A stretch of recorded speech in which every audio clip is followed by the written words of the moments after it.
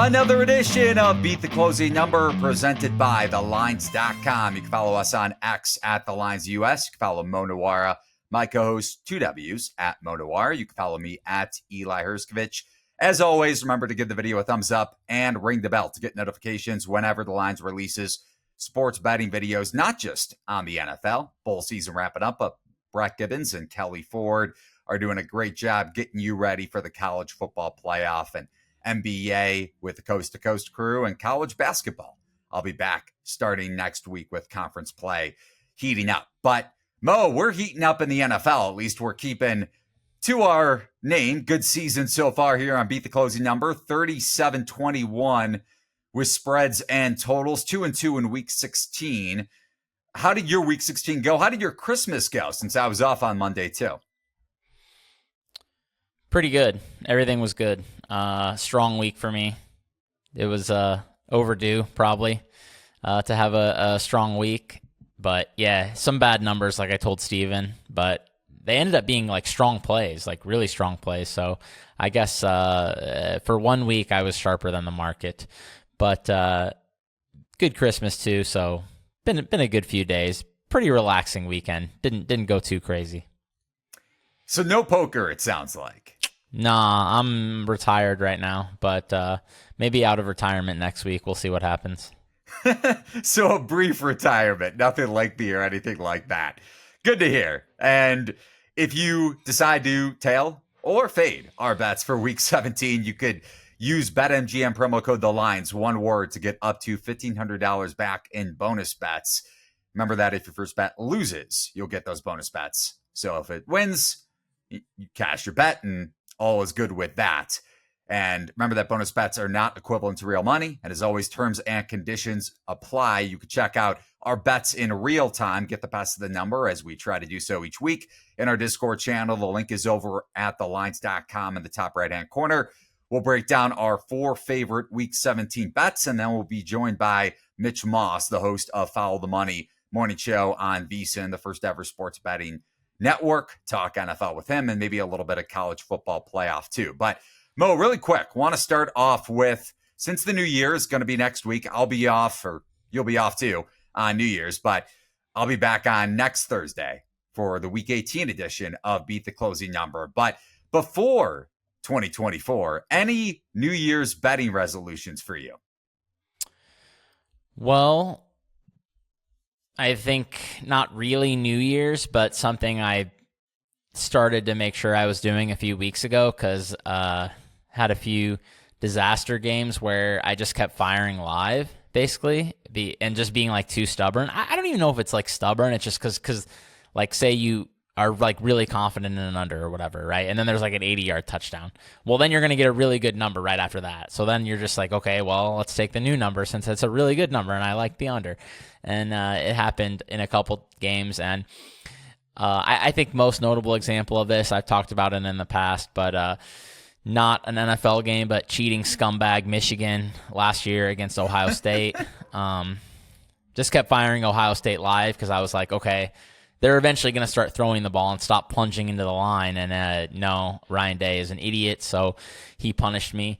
But yeah, I think some recent games I've just been like, okay, you're pretty leveraged on, like, I think a good example was Bengals Ravens. I just was like, okay, live under has to be good here. I mean, I eventually did like hit a couple live unders. I ended up with like 4 bets or something, you know? And I finally was just like, okay, I'm just going to close the betting app, watch the rest of the game, and just let whatever happens. I think that's definitely been something I've been better about for the past couple months or so. Just something you don't want to just let yourself get buried in one spot, I guess. And it did happen to me in a couple games. Like another one, I think Ravens versus Browns, the game they lost. I fired Ravens several times because at that point, like the Browns had like 60 passing yards and they were still like somehow in the game.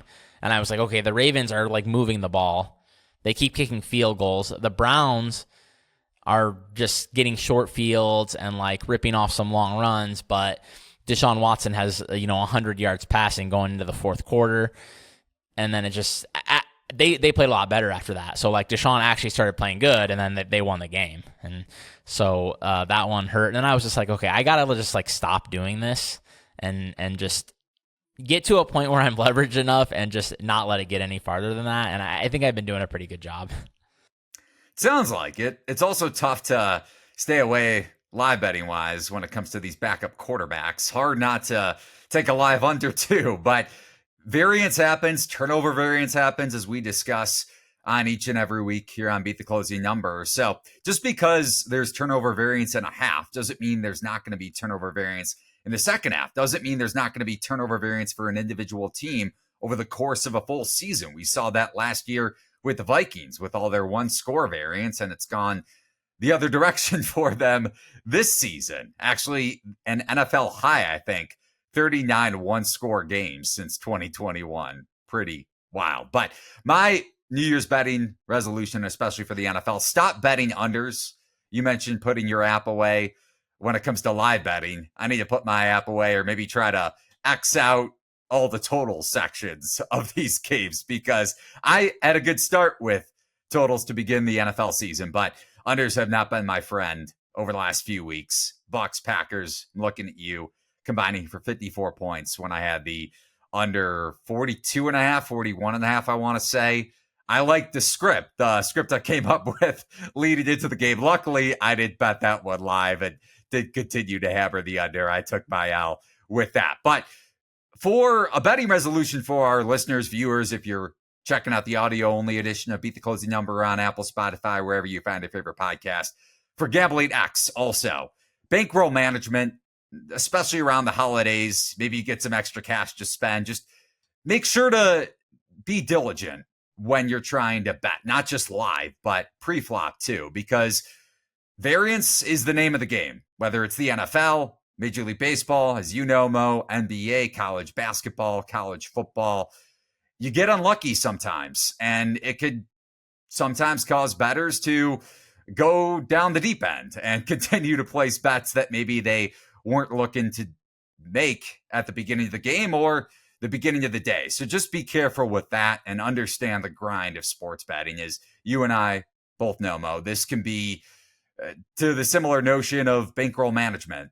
Sports betting is tough on you mentally, and you got to just take the losses with the wins. And you can't get on a high when it comes to this stuff. You can't get on a low. You just have to adjust week to week and make sure you correlate those adjustments with your bets. Wins and losses happen. Just be, like I said, be diligent with your sports betting process, right? Yeah, for sure. That's kind of similar to getting over leveraged on the spot, just like you said, sometimes you just have to just eat the L and just, you don't even have to watch the rest of the game. Just shut it off and just give yourself some mental peace. Zen Master Mo Nuwwarah at it. But let's get into our Week 17 bets, Mo, without further ado, before we're joined by our guest, Mitch Moss from VSiN in about 15 minutes. Lions at Cowboys, Dallas, 5.5 point favorite at home, coming off back-to-back losses to the Bills and Dolphins. The line is down to 5.5, like I mentioned, as it was sitting at 6 for much of the week. Total of 53.5. How are you betting this one? Yeah, not a whole lot to add on this one for people who listened to the first show this week. I would just say, as far as the number goes, I'll just talk a little bit about the number. It did come down, unfortunately, from 6.5. I did mention before that I liked the Lions down to maybe about 5 because I thought like 4.5 was a better line. So the market moving that way now, it's just like, where would you play it to? I think a cheap 5 is probably okay, but I definitely wouldn't go past that. And I would definitely try to get a little bit of money line in there as well. Another option here that I like, and I did a little bit of today, is sell it down to like 3.5, and you can probably get a plus number there. So just to summarize what I had said before, as far as this game goes, I do think it's a good matchup for the Lions, playing indoors, playing against a team that likes to play a lot of man coverage. We've talked about Jared Goff's struggles against zone at times. And didn't happen last week, unfortunately. Well, they still got outgained by the Vikes, but yeah. I like the Lions' offensive line here against a pretty weak Dallas front that has been moved around a lot in the running game recently and hasn't got a ton of pressure, ranks right around the middle of the pack. So only other thing to add really here is one thing I was wrong about last week going into that Dallas game, where I definitely expected Tyron Smith to play since he played 100% of snaps in the prior game. He wound up not going, and the Dallas offense didn't really look all that good. We have seen that in the past with Tyron Smith's absences, kind of turning Dak into a skittish quarterback a little bit back there, and I think that was seen in some of those series against Miami. So yeah, the Lions can get pressure sometimes. Aiden Hutchinson wins up front, and that's not like the big problem with their defense, I would say. So maybe that makes a difference if he's out again this week. Just keep an eye on that. But yeah, I do like the Lions more for sure. Maybe you can be a little more aggressive, bet this down to like 3.5 if he's out. But either way, I think 5.5 is still fine. So I did put in the 5.5 today. And a huge game for both teams. Dallas trying to get back on track, still with an outside shot of winning the NFC East, and Detroit outside shot too of getting the number 1 overall seed in the NFC playoff picture. So meaningful game, even though Detroit coming off of a division title clinching win over the Vikings and got a lot of turnover variance. Speaking of positive turnover luck against the Vikings, 4 Nick Mullins picks. I wasn't on the Monday show, as you alluded to, but man, watching a wide open Justin Jefferson, if Mullins throws the ball maybe a little bit more on the outside, or just hitting the wide open receiver down the sideline would have been nice. And we probably cash in with our Vikings bet. But I have a little bit of a different angle for this game. I don't know if I'm going to bet it. I know the total's gotten bet up to 53.5, but if the Cowboys, and now this doesn't necessarily correlate to the script you're looking for, Mo, since you bet the Lions, but Dallas ranks 23rd in the NFL in adjusted pace. And I know Detroit is, I think, top 7th highest adjusted pace, if you understand that verbiage of the metric.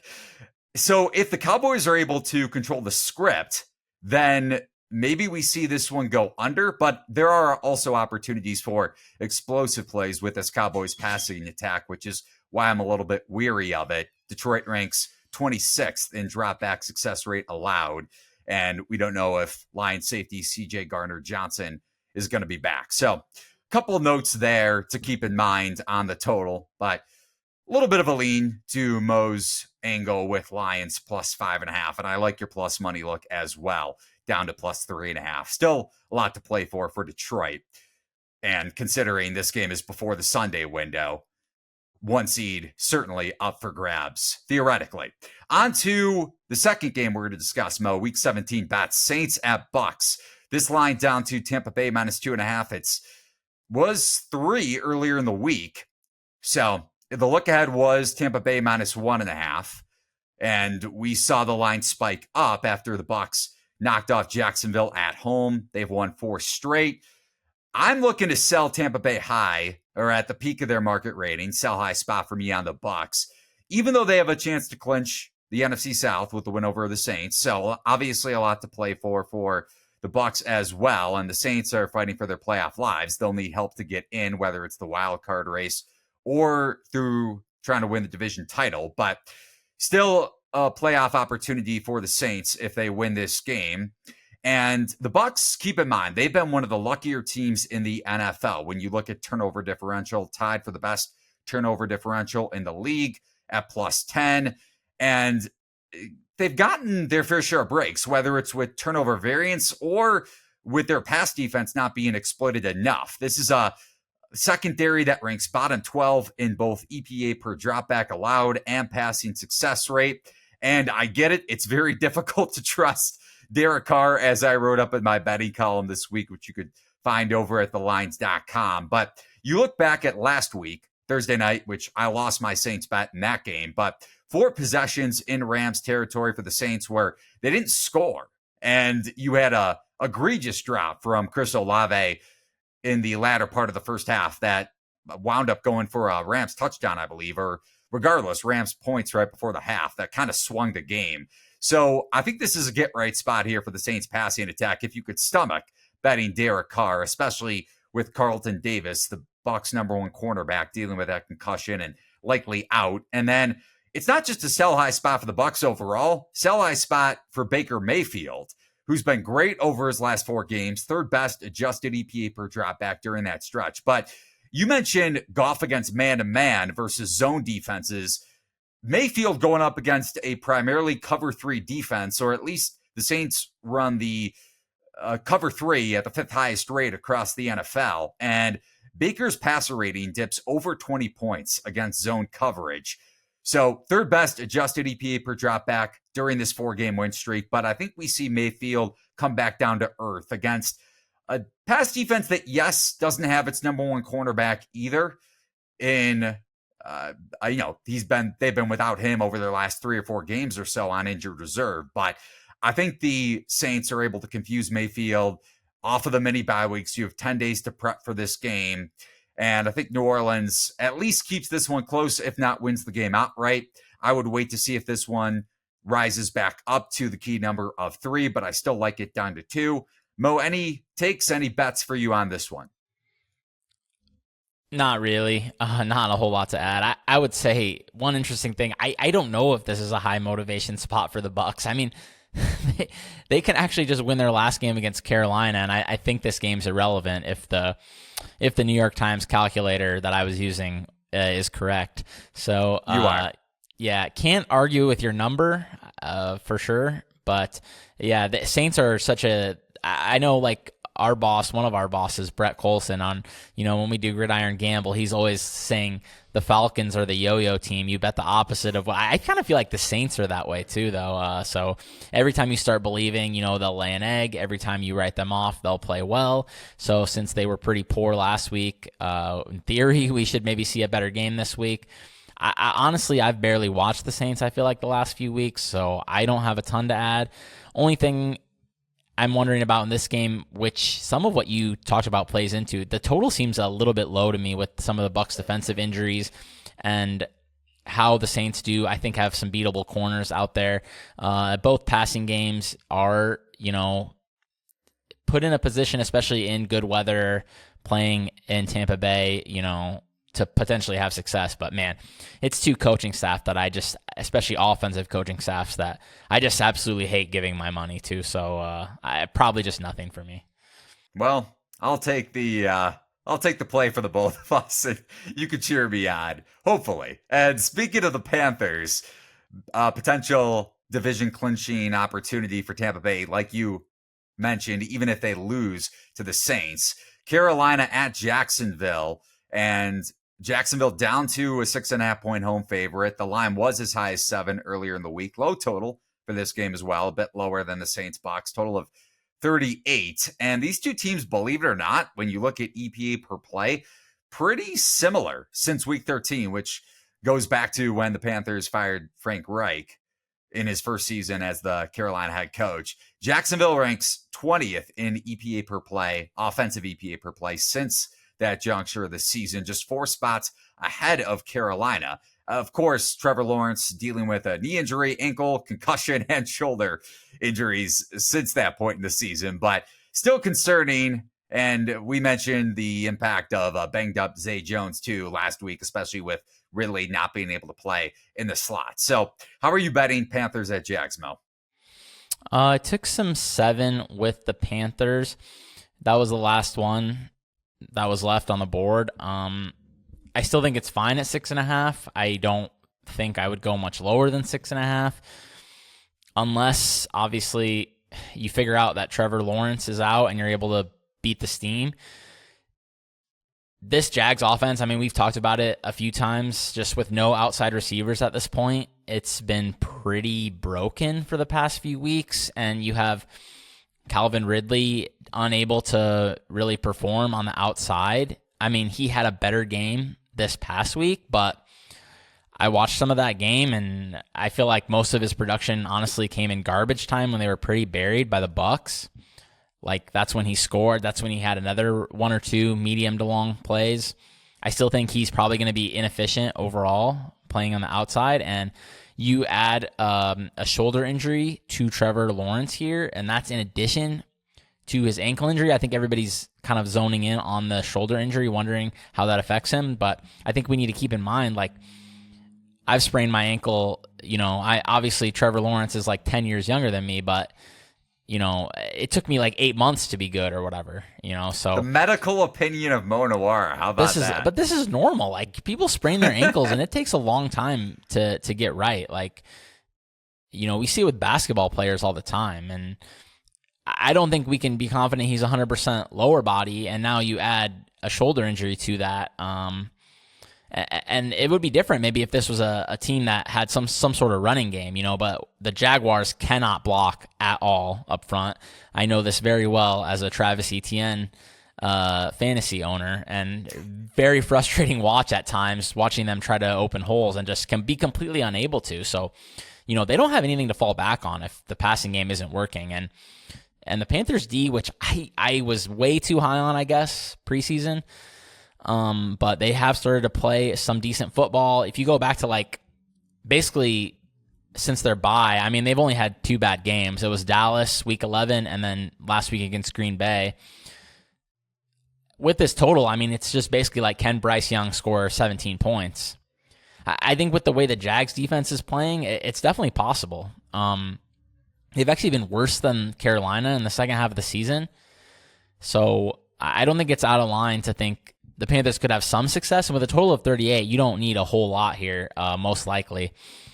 Basically, the way I'm looking at this game is there's 3 scenarios that's going to play out with Trevor Lawrence. I mean, either he's fine, and this is just like a mediocre bet, maybe slightly bad, because like there was look-ahead numbers with the Jags closer to 10. Either, so that scenario, then there's like Lawrence is hurt, and he plays hurt, and this is, I think, a good bet. And then there's like Lawrence is out, and you're just going to get a ton of CLV no matter what, because this is going to close like 4.5 or something. So I'm feeling pretty decent about the Panthers, and even though it's maybe not quite as good now as it was when I got it, I still think it's okay to play. Yeah, and you mentioned Jacksonville's defensive regression or just poor play since over the last 4 weeks or so. They rank, since week 13, number 31 in dropback success rate allowed.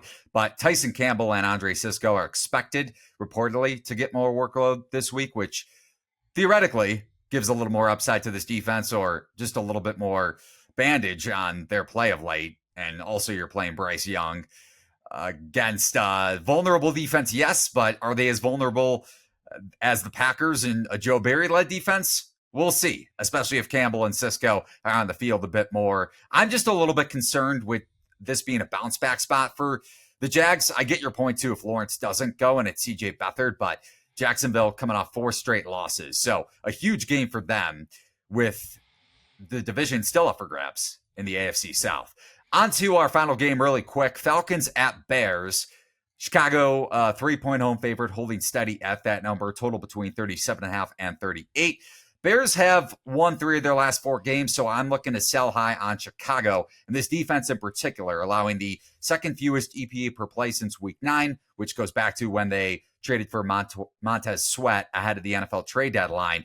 And believe it or not, I'm buying into the Falcons' offensive success going back to last week with Taylor Heineke replacing Desmond Ridder. You look at passing net expected points added, so NEP is the acronym.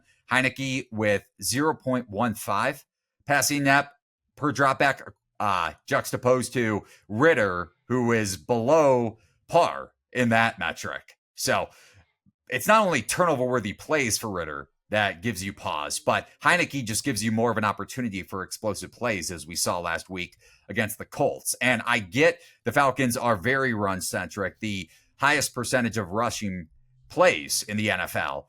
The Bears are right behind Atlanta, actually 4th in the NFL in rushing percentage. But this Atlanta run defense is just as good as Chicago, especially with Onyemata back in the lineup, as we saw last week against Indy, and Jonathan Taylor, and that semi-explosive Colts rushing attack. Atlanta allowing the second fewest EPA per carry overall. And if the Falcons can stymie the Bears rushing attack, This sets up similarly to the Bucs and Baker Mayfield against that Falcons defense, because Justin Fields really struggles against zone coverage as well. Cover 3 in particular, the Falcons run cover 3 at the highest rate in the NFL. So Falcons +3 is a play for me. You mentioned Carolina getting around the key number of 7. Saints, a play for me, down to 2, and Lions at +5.5 for you.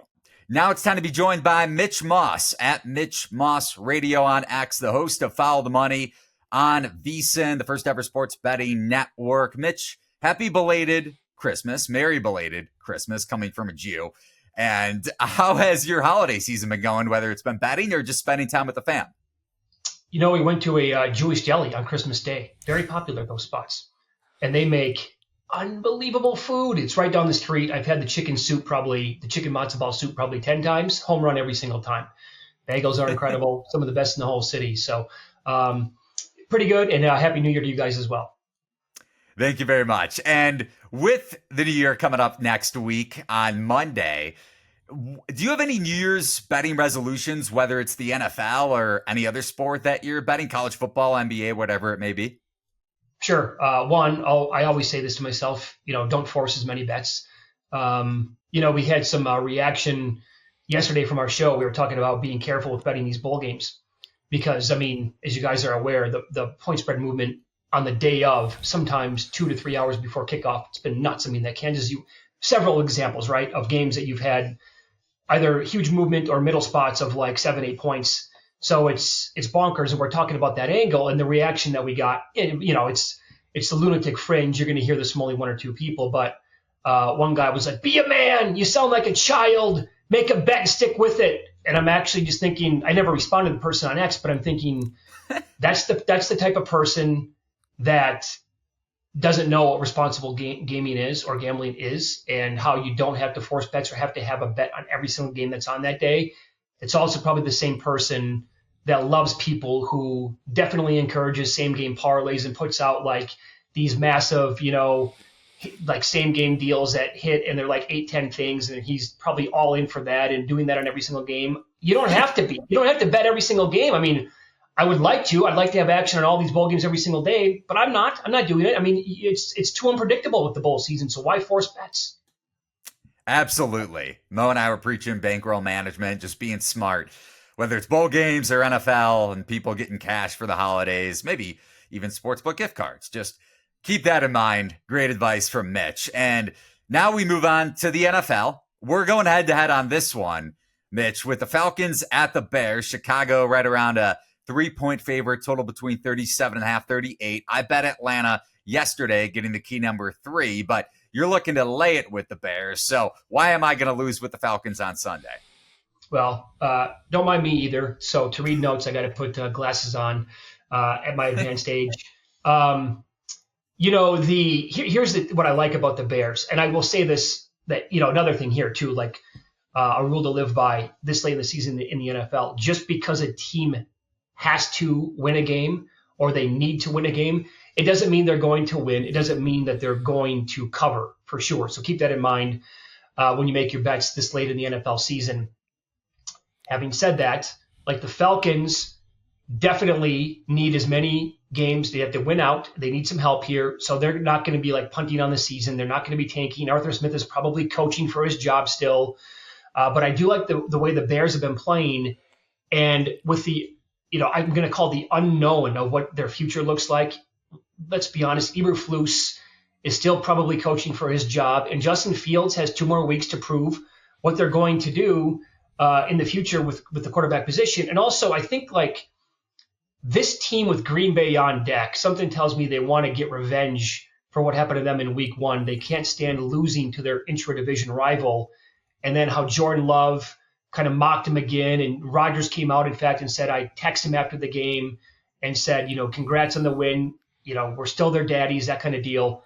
I think the Bears are going to want to win that game. And I think they're going to want to win out because they can have a little leeway with that pick in the draft because they're going to get the Panthers pick overall. So, it doesn't matter where their pick lands. They're still going to probably get the number 1 pick overall in the draft.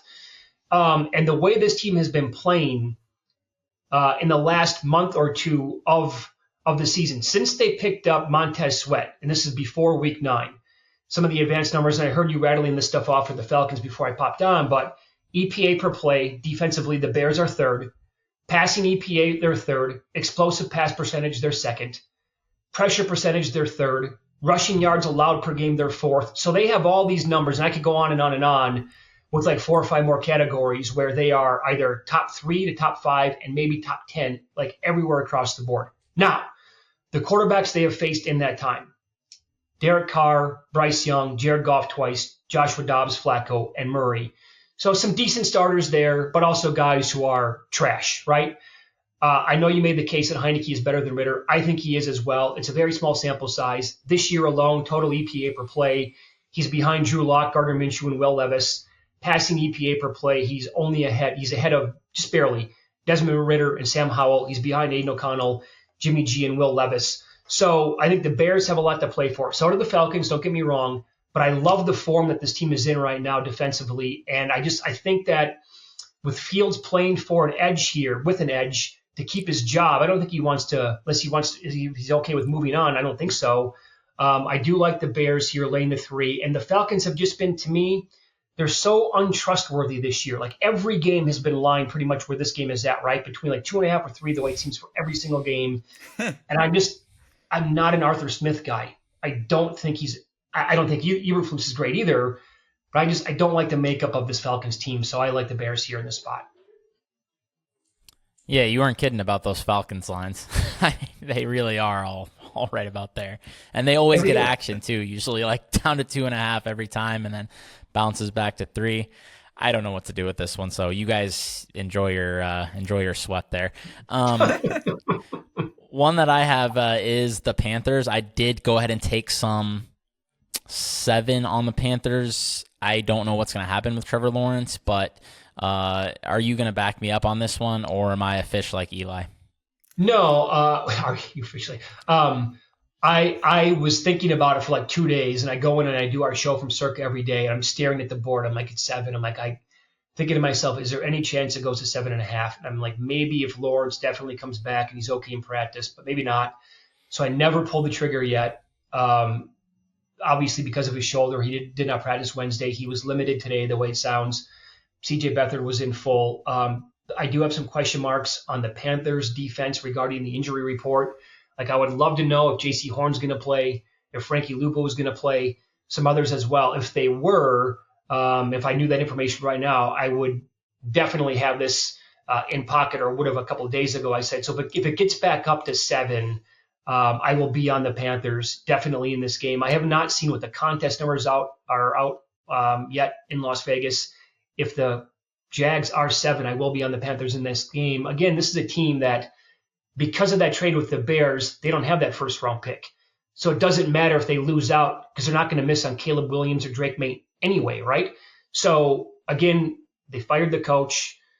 The new staff there is trying to do whatever they can to, make it look good down the stretch. And I think Bryce Young, I actually made the case a couple of weeks ago that they needed to sit Andy Dalton because you were just maybe going to destroy this kid mentally. But against a bad Packers defense last week, it looked good, for most of that game, and he threw for more than 300 yards. I think a Jags defense is kind of in the same boat as the Packers. I don't trust this. Jags defense has been terrible for a long time now. And I think, these are pros that we're talking about. They have some pride. They've been embarrassed this year. I think the Panthers are going to come out. And if that number goes back up to 7, Mo, I'm going to be definitely in the same boat with you, and I'll grab that. I'll grab the number then. Yeah, a little bit concerning. I think that the Jags do get a little more pressure, I think, than Green Bay. And we have seen Bryce Young take too many sacks, I think, in a lot of spots. But I still like it. Another interesting quarterback situation in Chargers-Broncos. I got a really good number here on Broncos, -3. But market going back up, I think rightfully so, having some common sense here that there's probably not a whole lot of points between Stidham and Russell Wilson. And what are your thoughts on that move? And do you think the value is all gone, or do you think there was any value in the first place on that low buy on the Broncos, or initially on the Chargers even at 5.5? Yeah, no, in my opinion, you did the right move there, and you got it at 3. And now that we're seeing it go back up, and I think other sharps were doing the same exact thing, where I noticed this anyway, like on social media, they're like, I don't get the overreaction. That was my first thought too, was so Denver just said adios to Russell Wilson. And I know that you could probably come at me with some of his advanced numbers and say, well, look at this. It looks, the numbers are actually pretty decent. And he didn't have like a miserable year, but he's also like not taking that many chances down the field. And it's not the same Russell Wilson that we watched, as recently as like 3 years ago when he was in the MVP mix, the way it felt like every single year. Not the same exact guy. So I didn't get that drop off. I mean, it was dropping already. So when it went to 3, you're telling me that from the opening number, there's that big of a difference between Russell Wilson and Jarrett Stidham. I couldn't get into that. When all things considered here, maybe lopping Wilson off here at the head is going to be a good thing in this locker room and for Sean Payton. We've seen Stidham before in spots like this. Now, every game didn't go swimmingly, but he did show last year, the Niners game. I mean, everybody in the world was betting San Francisco when they came out here to Las Vegas. They thought the Niners were going to keep rolling, and that was on New Year's Day. And this stadium here in town was 85% Niners fans. The kid was awesome. So he has shown that in the past. And oh, by the way, why the respect for the Chargers? I don't get that, because they just gave the Bills the game. Okay, well we've been there, around this for a while now. That happens. A team gets a bump the next game following the release of the head coach or the changing of the guard there, and this team quit and wanted nothing to do with playing in that game against the Raiders on that Thursday night. Then they followed it up with that, near win at home against Buffalo. So that was the good that they had in their system. Well, now that's probably gone, and they only have 2 games left on the season. This feels like a Nick Van Exel 1-2-3 Cancun game to me, or the final 2 games. Keenan Allen, why would he play? Why would he force it to come back? He did not practice again with the heel. Joshua Palmer did not practice, concussion protocol. I get it. Cortland Sutton, the concussion protocol stemming from the loss against the Patriots as well. And Joey Bosa was limited. But the Chargers are one of the worst teams in football. The Broncos are not. So that overreaction, I thought, was way too much to come all the way down to 3. And I think now this market move back in the Broncos is appropriate. And speaking of movement and backup quarterbacks too, Steelers at Seahawks, injuries to keep an eye on both sides, with Minkah Fitzpatrick not practicing, one of the best safeties in the NFL for Pittsburgh.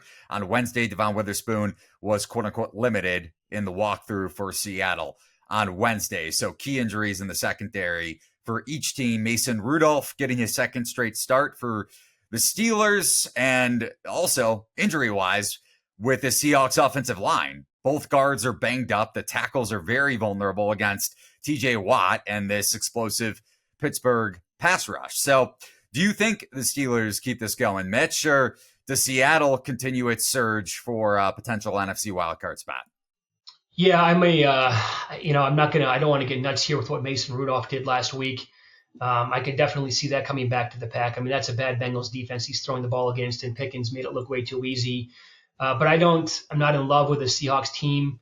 You mentioned the injuries there in the secondary. It doesn't look great for Devon Witherspoon, and I would actually say that maybe Jamal Adams missing would be a good thing for the defense. Jordan Brooks also missing practice again, could be big overall. But when you look at Mike Tomlin over the years, and in this spot, as an underdog since 2018, 29-16 ATS, that's 64.4%. When you break it down a little bit more, as an underdog from week 5 moving forward, he's 47-23-2 ATS, and he is basically the best coach in the last 20 years as a dog. And there's some other stuff as well. When they have extended rest, they're 14-6-1 ATS since 2018 in here. And I know the Minkah injury would be a big one, obviously, their secondary. And, I don't have full trust in Mason Rudolph, obviously, but it's just this spot here with the extended rest and trusting Tomlin over the years. Again, they can still make the playoffs if it plays out well and they get some breaks. Same thing for the Seahawks. I get that. But north of a field goal here with the Seahawks, I bet that one earlier in the week, and that will, if it's 3.5 in the contest, I'll certainly be on Pittsburgh as well. I need Seattle to win the game, so hopefully Seattle by 3 then. Do you have win total over? I have Seattle playoffs minus 115 or something. I can't recall. It was from the preseason. Not a huge one, but I'm with you. I laid $1.40 on over 8.5 wins. So I mean, the Arizona game in Week 18 kind of scares me. I mean, right? Yeah, you're exactly right. A Seahawks win by 3 here would be a perfect scenario. That's the big one no matter what for them, is that Arizona one. Like, they can maybe afford to lose this one depending on what else, Right. but they really need to win that last NFC game for tiebreakers. Yep. So, yeah, switching over to college real quick to finish up. Give us your college football playoff takes. Michigan, Alabama. Sounds like we might be opposite sides all in because I put an uncomfortable amount on Michigan. Oh, did you Wow. really? Okay. I have so I do this every single year in college football. When a team loses their first game, the overreaction to their future odds, or maybe not the overreaction, but the big bump that you get. And I did that with a couple of teams this year. I did it with Oklahoma, which was no good, obviously. I did it with Oregon, which got close to being in the playoff, but also Alabama. When Alabama was 25-1, I'm like, it's too good to pass up because they can possibly run the table here. And so the reason why I like them a lot is because Michigan, I mean, their best non-conference game was against UNLV, probably by a mile. In fact, that was probably their hardest game that they had in the first 8 weeks of the season. I think the Big Ten is trash. I think it's the worst maybe it's ever been beyond the top 3 teams. I'm a Big Ten guy. I grew up in Wisconsin. The Big Ten West was laughably bad this year. So I don't think they played many teams. I don't think Penn State's very good. And what Michigan did at the end of that game by never throwing the football, and then basically McCarthy not doing much against Ohio State.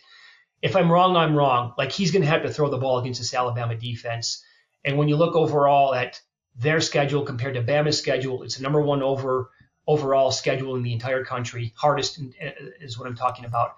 Michigan has not seen a quarterback anywhere close to Jalen Milroe. The 5-star recruits are all on one side. And then plus, when you give Nick Saban this much time, he's like the best coach ever. When his team has like a month to prepare, he's automatic, or has been really, really good at covering some of these numbers. So I not only have Alabama 25-1 to win the national title, I've been adding, tickets on Alabama ever since this bowl game it came out. And you know that this is not one of these wonky bowl games played on December 18th. So they're going to be all in. Both teams are, obviously. So it's going to get, in theory, both teams' best shot. But I really, really trust Nick Saban and Alabama here. So if you had heads here on Beat the Closing Number, we may have to come up with some odds. So between the 3 games, whether Mitch from VSiN or Mo and I come out on top. Stay tuned for that. But Mitch, you mentioned you're from Wisconsin, and just to kind of wrap it up, I love to do this with guests, especially for our audience that isn't familiar with you, to get a sense of how you broke into the sports betting industry, because everybody's path, as you well know, is so different. And you come from sports talk radio over in San Francisco, not to give it away, but how did you get to this point now with VSiN and one of the best sports betting shows, if not the best around? Well, growing up, I was always like into the gambling. I got it like as a kid a little bit. My dad would always bring tickets home for bowl games and NFL games, 35 years ago or whatever. And then, finding the parlay cards when I'm in college at local bars that would let you in when you're 18 and 19 years old, even without an ID. And so they would be like, hey, you want to look at these? You want to come over to the Magic area and see what parlay cards look like? Of course, come on, let's get started. So I've always been intrigued by it, growing up when I was younger. And then I originally moved out to Las Vegas in 2001, working at the ESPN affiliate out here in town. And that quickly turned into, 2003, I was doing an NFL pregame show on Sunday mornings, and it would be all gambling. And then that was at Lake Las Vegas, which had a great setup. It was a far drive, but it had a tremendous setup with their TVs. And then the next year, I should say, Jay Cornegay and the crew from Imperial Palace moved over to then the Las Vegas Hilton, which is now the Westgate. And they wanted that pregame show on from the Hilton at the time. And I hosted that for a long time before I moved to San Francisco. And then when I moved back to Las Vegas, I did the same thing for another 4 years, I think, before VSiN became and so that's why, the people who came up with the idea, like Brian Musburger or Bill Adey, when they came up with the idea for VSiN, they were listening to podcasts and radio shows and like reading in newspapers and whatever else. And so they were listening to, I think, us on local radio and like that Sunday morning pregame show and how it was all gambling. And that's all we talked about. We bring Jay Cornegay on, and they would talk about Sunday morning, the big bets that are coming in from respected bettors and why the lines are moving, et cetera. So, and, we've always been, when it was illegal, I guess, everywhere else but Las Vegas, we've always had like at least a tinge of gambling talk. And that's like, we'd have specific shows towards sports betting, but also like, just like during our regular shows, we would talk. I mean, the mayor, Oscar Goodman, would come on and talk about his 3 best bets of the week. I mean, it was awesome, and so to get to this point now is pretty cool.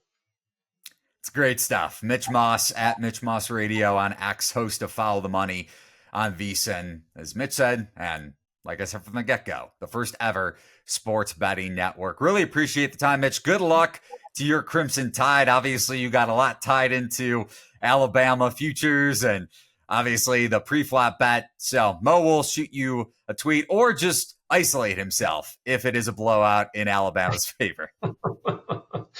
Thanks for having me on, guys. Happy New Year, and best of luck as well, other than the Michigan ticket. That was Mitch Moss. And Mo, how much are you going to be sweating on New Year's Day night during Alabama-Michigan is the question that I have to ask, especially after that conversation. And you said you have an uncomfortable amount on the Wolverines. It's a large wager. I'll listen to my own advice maybe and not add to it during the game. I don't know. I think Michigan is by far better than Alabama, and looking at like their results on the season, I just cannot believe that this game is considered a flip in the market, because Alabama escaped against mediocre teams multiple times, and Michigan beat everybody by 30 basically every week. So I am going to be very surprised if Alabama wins, but Nick Saban made me look silly before, but we'll see. We'll see how it goes for me.